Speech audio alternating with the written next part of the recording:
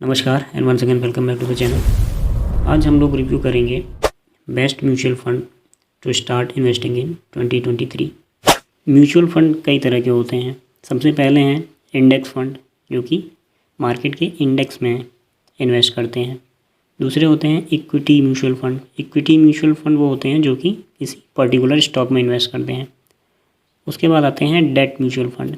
Date mutual fund वो होते हैं जो कि बॉन्ड्स में, गवर्नमेंट बॉन्ड्स में, इनमें इन्वेस्ट करते हैं।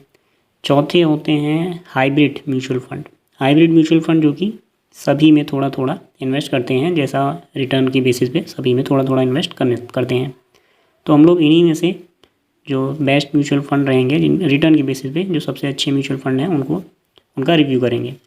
ये कोई फाइनेंशियल एडवाइस नहीं है।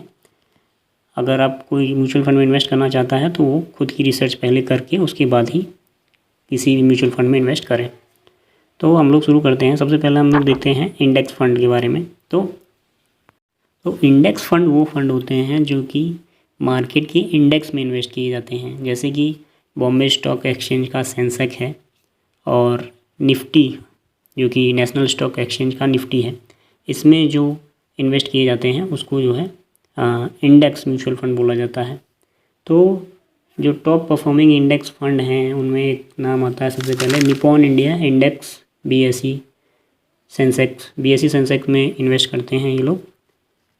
इसका रिटर्न पर एनुअल लगभग 13% का रिटर्न इन्होंने अभी तक दिया है। दूसरा है एचडीएफसी इंडेक्स। ये भी बॉम्बे स्टॉक एक्सचेंज में सेंसेक्स फंड है। इन्होंने भी लगभग सालाना 13% का रिटर्न दिया है। तीसरे नंबर पे आता है Tata BSE Sensex index fund. इन्होंने भी लगभग 13% का रिटर्न हर साल एनुअली दिया है। उसके बाद आता है बंधन निफ्टी 50 इंडेक्स फंड। इसने भी लगभग 13.25% के आसपास ईयरली रिटर्न दिया है। उसके बाद आता है यूटीआई निफ्टी 50 इंडेक्स फंड। इसने भी लगभग 12% का रिटर्न एनुअली दिया है। तो इंडेक्स फंड में सबसे कम रिस्क होता है, इसीलिए इसमें रिटर्न भी लगभग 10 से 12%, 13% के बीच ही होता है। लेकिन ये रिस्क फ्री होते हैं। मार्केट हमेशा लॉन्ग टर्म में ऊपर ही जाता है, इसलिए इंडेक्स फंड में ऑलवेज पॉजिटिव रिजल्ट हमको देखने को मिलता है। अब हम लोग देखते हैं best performing equity mutual fund, जो कि किसी पर्टिकुलर स्टॉक में इन्वेस्ट करते हैं, उनको इक्विटी म्यूचुअल फंड बोला जाता है। तो सबसे ऊपर इक्विटी म्यूचुअल फंड में आता है क्वांट का small cap fund direct plan growth, जो कि इसने 3 साल में लगभग 67% का रिटर्न दिया है और 5 साल में लगभग इन्होंने 23% का रिटर्न दिया है। दूसरे नंबर पे है Tata digital India Fund direct growth. इसने लगभग 3 साल में 40% का रिटर्न दिया है और 5 साल में इन्होंने लगभग 22% का रिटर्न दिया है। तीसरे पे फिर आता है ICICI prudential technology direct plan growth. इसने भी लगभग 3 साल में 45% का रिटर्न और 5 साल में 21% का रिटर्न दिया है।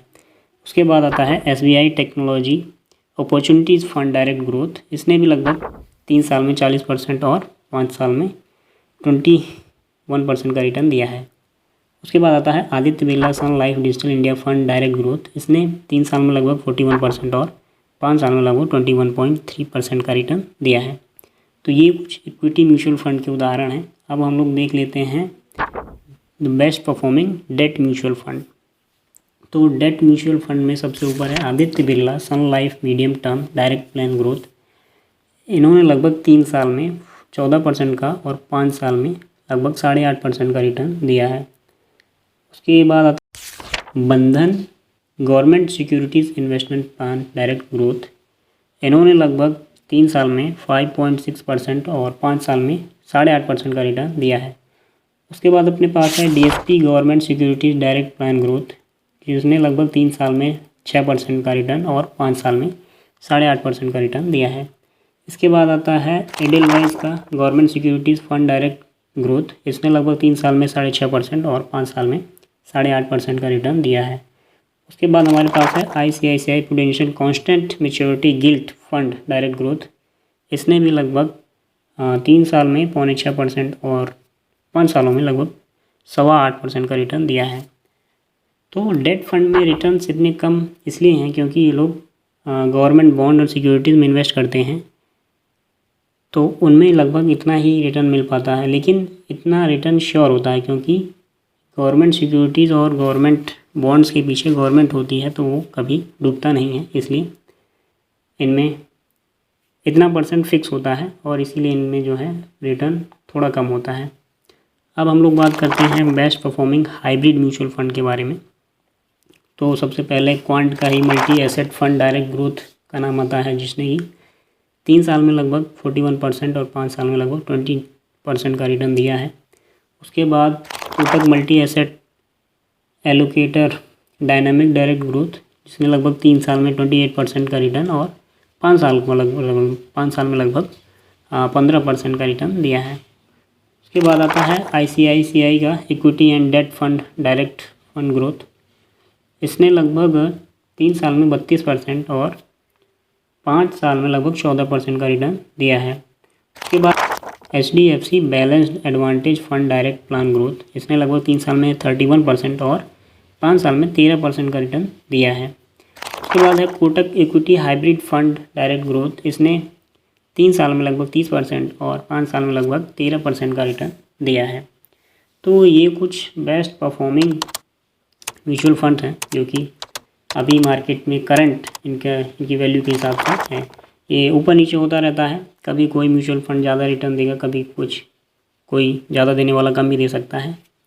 तो ये सब रिस्क पे आपके रिस्क पे निर्भर करता है कि आप कितना रिस्क लेते हैं, उसी प्रकार से आपको रिटर्न भी मिलता है। जैसे कि इक्विटी फंड काफ़ी ज़्यादा रिटर्न देता है, लेकिन इक्विटी फंड में बहुत ज़्यादा रिस्क भी होता है कि अगर वो पर्टिकुलर स्टॉक, जिस स्टॉक में वो इन्वेस्ट किया हुआ है, वो स्टॉक अगर नीचे गिर गया तो आपको उसमें कम रिटर्न मिलेगा या फिर आपको रिटर्न 0 भी मिल सकता है।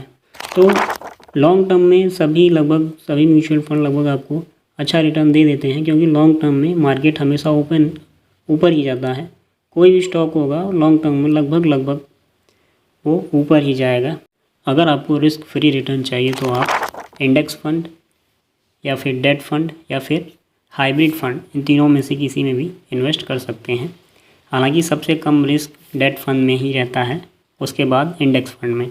और लॉन्ग टर्म के लिए लॉन्ग टर्म में तीनों ही सही हैं। और अगर आप हाई रिटर्न चाहते हैं तो आप इक्विटी म्यूचुअल फंड को ट्राई कर सकते हैं। आज के लिए इतना ही, धन्यवाद।